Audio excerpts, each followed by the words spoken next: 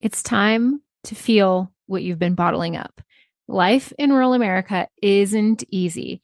The long hours, the constant pressures, the demands of the land, livestock, and family, it all takes a toll. We're tough and we've got grit, but somewhere along the way, toughness started meaning bottling up emotions and powering through. But here's the truth. That strategy, it's not working and it's poisoning us. Maybe you've noticed and maybe you haven't, but the numbers don't lie. We're breaking down and it's showing up in our bodies, our relationships, and in the rising suicide rates in agriculture. You don't have to carry any of it alone. There's another way. If you're ready to stop being weighed down and start moving forward, my one-on-one good movement guidance is now open. Visit the link in the show notes to learn more and see if one-on-one guidance could be for you.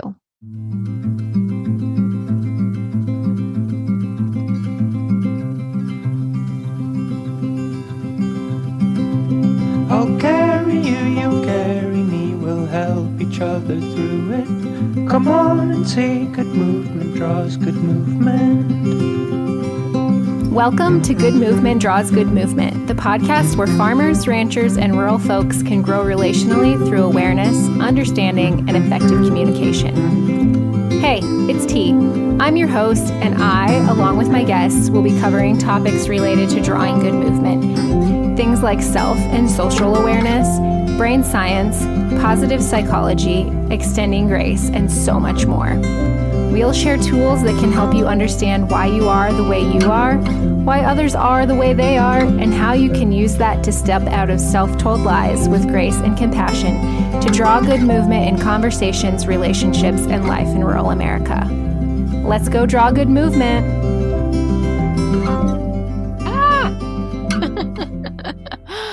We just saw ourselves on camera.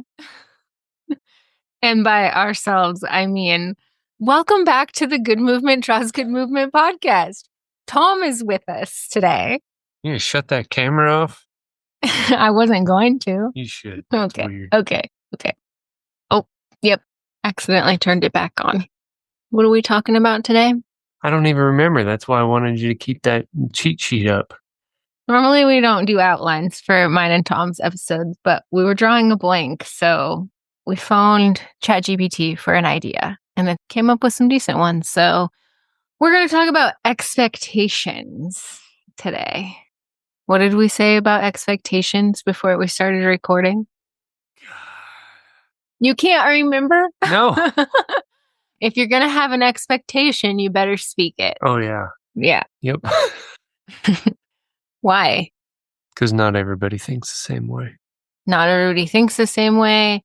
And expectations in general, but especially unspoken expectations, are resentment waiting to happen. Fair? Yeah. Do you ever have expectations for me? Not ever. That's a lie. Well, my fingers are crossed under Oh. the table. Oh, doesn't count. Yeah. Do you have expectations that you don't tell me about? Yes. Not really anymore. That I can think of.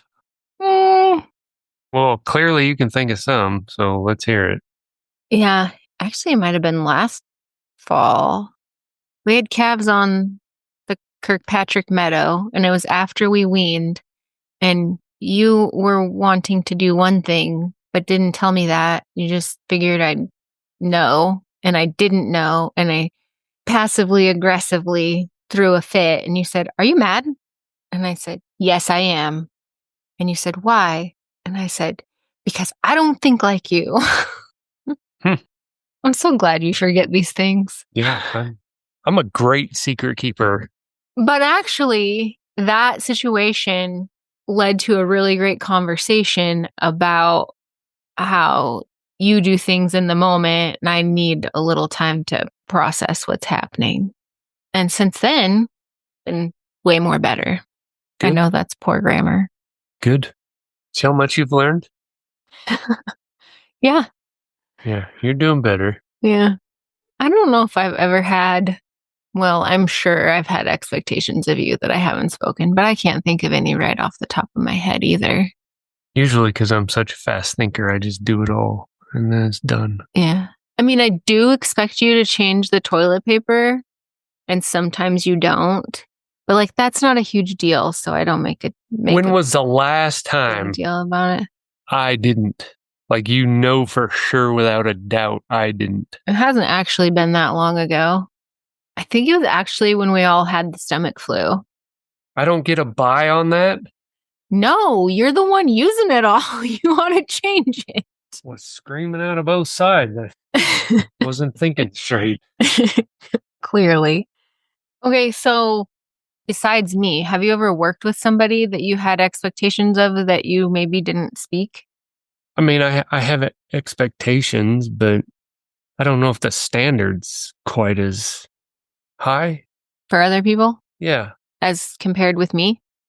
Yeah, or anybody that's close that I think can do better. I mean, if I've worked with somebody for a little while, I kind of know what they're capable of, and if they're dragging ass, then yeah, I mean, I just expected everybody to do their best. And if they can or they need help, I'd rather they ask than get upset or have it take longer. Have you ever had anybody besides me, get upset with you because you had an expectation that you didn't speak? And then, Oh, yeah. I mean, I can't pinpoint who or when, but yeah.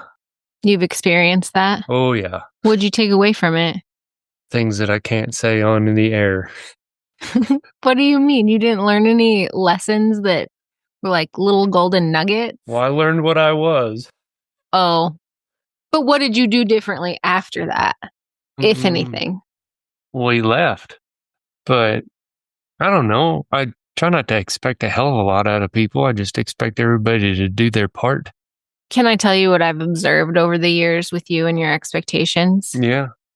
I have observed Tom of Christmas past would have expectations and pretty high, like high expectations, and may or may not speak them and be upset when people didn't meet your expectation, me or people that we've worked with. Tom now doesn't set such high expectations. And when you do set expectations, you're way better at letting people know what they are. That's my observation. Well, good. Growth. Or I just conceded to be worse. But that's not worse. Remember we just said if you're going to have expectations, speak them? Yeah, but you said lowering my expectations. Maybe I've gone in with less expectations. I don't know that it's necessarily lowering your expectations as much as it is being more neutral. Yeah, I think that's a good word. Yeah. Because you, as an Enneagram Type 1, you have way high standards and way high expectations for yourself still. But you've kind of come to like neutral. Yeah. With other people. And this has helped because I do realize that not everybody has those expectations and holds themselves to a different standard. So, yeah, that's helped a bunch. So what would you say to somebody who is continually having their expectations not met? What are the consequences for not meeting those expectations? I would ask them, are you speaking those expectations? Because if you're not, people aren't mind readers and they're probably not going to meet them if they don't know what it is that they're supposed to do or that you want them to do. So like crew days, when we crew up, we talk about safety and everybody pretty well knows ahead of time before they gather what the plan is or what we're doing that day, what herd we're working, etc. But if it takes an hour longer, but you did better by the cows and maybe it's age to some point, but what's the big deal? Like if it was better experience for the cattle and the humans and the people, but it took an extra hour or two, what did it really hurt? Because I mean, you can sit around and BS for an hour. Like there's no consequence. Like if there's a project or a time with a deadline and we're not meeting it, yeah, my expectations, and it will get more excitable, but I would be more apt to be concerned that they procrastinated. You know what I mean? Or we procrastinated as a group, like we didn't get going, or we didn't get a good start, or we weren't set up, whatever. Those types of things are going to get talked about. Are you talking about crew days where it's just our little crew or big crew days? Both. I mean, 'Cause we don't really have big crew days anymore except for brandings.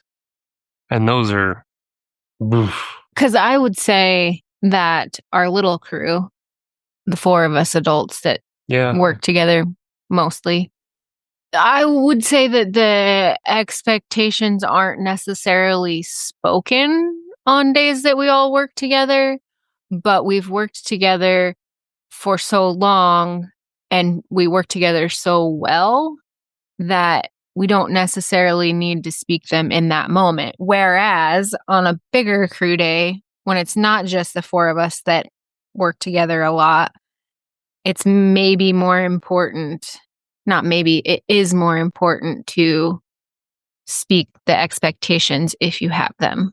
Yeah. And I'm only in charge. I mean, I'm in charge of all of them, but when we go to the other camps that are on this unit, I'm not the boss. I mean, I'm the boss. I have the final say. You're the supervisor. Yeah, I'm the supervisor. So those guys are good enough now. They don't need me. I don't know that they've ever needed me. I'm just I was just going to say. for moral support, you know? And that helps too because I have those guys. Mm-hmm. You know, when those guys come to my place, I just feel good. I feel better. I feel like I feel felt. I get gotten, all the things. Mm-hmm. And it's not that they do anything. It's just their presence is there. And I don't know why that's comforting. Oh man, that sounds It is what it is. touchy-feely. It's comforting. Yeah. It doesn't matter who you are or what you do. All humans want to feel safe. Yeah. They make you feel you're good. Like nothing's going to go wrong. And if it does go wrong, it's handled. I'm glad that you brought that up about feeling felt and getting gotten, because I think when you have those things, it's one, easier to speak the expectations you do have because you know they feel you and they get you. Yes. And it's easier to meet someone's expectations who you understand and feel and Yes. get. And I don't mean feel like physically feel. I know. I know you know. I was just saying that just to clear up any confusion. Yeah. And if you got good communication, it's not really that difficult. Right. I think a few years ago, before you and I dove into our own individual inner work and inner work together, I think that unspoken expectations were a problem for us. Yeah. And now, even if we have expectations that we don't speak, just like in the pasture that day, what the story I told at the beginning podcast, you didn't speak your expectation, but I was able to like articulate and we had a conversation about it. And instead of just blowing up at each other or holding on to resentment and huffing and puffing about it. Sounds good. I don't remember it. I wish you did. Well, I don't know if I wish you did, but at least you would know what I'm talking about. Yeah. So what's the moral of this story? Apparently, communicate your expectations. I was thinking you were going to say moral. We have already done that joke. We've played that one out. We have? Oh, I'm sure. I don't remember. I'm sure we've had. Anyway, yeah, communicate your expectations. yeah. And it helps too if everybody's in the right frame of mind, you know. If Mhm. somebody's had a bad night or a crappy morning, you know, we've all had those. You can't get your horse caught, whatever. Or the night before you locked the horse in or a horse in or whatever, your string, whatever, and can't get them caught. That's usually how I judge how my day's going to go. Is if I can get him caught and I don't have to chase him in the dark. And it's not that they're not broke horses or they're hard to catch horses. It's just they know you can't lie to them. they know. And you were already not in the right frame of mind when you went out there. Right. Is why you can't catch them. Right. 100%. So if you're in that place, I would challenge you to get yourself right and then go catch your horse, because that honestly, in a lot of crew days or a lot of days just in general, if I can't get that sucker caught, or if I can't get him caught right, I typically have a poor quality day. Not that it's a bad day. It's just not as good as the day I had if they just stood there or they came to me. When they come to me, it always makes me think too, like, oh shit, what's going to happen this time? Yeah, but I would say even that isn't on the horse. It's on you. Right. So if your horse is hard to catch, you better take a break and feel your feelings and get regulated and then go try again. And chances are good your horse is going to come to you and the rest of the day is going to go better. Yeah. And I'm not saying you got to catch them like you can't do what you need to do. Like I still, if one's being a shit, I still throw them in the round pen because it's connected to the overnight pen. And if you want to be like that, and I feel like I'm mentally good, if you want to run some laps, that's cool. If you need to warm up, that's great. Rather than, oh, I'm going to show you and you're going to be lathered before I get a rig on you. That's not how I try to do it anymore either. But if they needed exercise, that's great. You needed to get warmed up anyway. Then I'll catch you. And typically 2 or 3 times and it's over with. And oh, well, let's renegotiate, you know?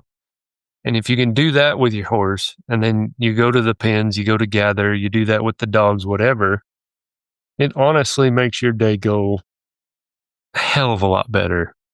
Hell of a lot better. It doesn't matter if you got puppies, kids, whatever. And the days get long here. I mean, there's a lot of cattle to get through. If you're going to a set of pens, which is what we've been using as an example, yeah, I mean, it kind of makes your day.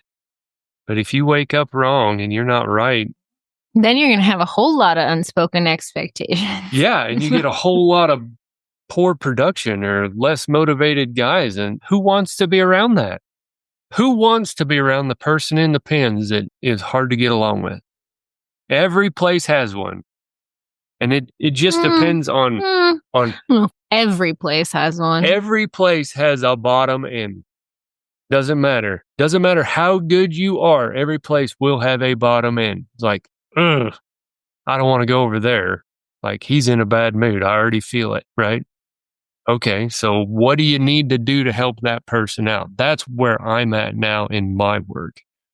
Is if I know I'm in the right place mentally, then to me, it's my job to help everybody get on that same place or same plane. That's how I feel. That's your expectation for yourself? Yeah. Not that you're necessarily going to get them there, because some people just aren't. I mean, you can't do anybody else's work for them. No, but if you can go help them out or make them feel felt or get gotten or give them a compliment, even if they didn't do anything to need one, if they can just spark something, it might change the whole day and change the whole dynamic, and everything will feel that. So if you bring the bottom end up, what's the potential now for production? Then you got a new bottom end. And you got a new bottom end. No, I agree with that a lot. Making sure people are seen and heard is very valuable. Yeah. And not everybody's always ready to receive it. You got to be aware of that. And if they're not, you still keep doing you. Yeah. Because honestly, we learn better by example. Right. So to wrap this up in a neat little box with a bow, we're bringing people along with us and we're speaking expectations, because people can't meet expectations they don't know exist. That's right. That's right. That's right. All right. Well, with that, until next time, draw good movement. Thanks so much for tuning in. I'm so grateful for you. If you found value in this episode, I'd love for you to share with others who might also benefit from tuning in. Share by word of mouth, send it in a text, take a screenshot and post it on social media, or share however you prefer. And if you haven't already, hit the follow or subscribe button so you never miss an episode. Until next time, draw good movement.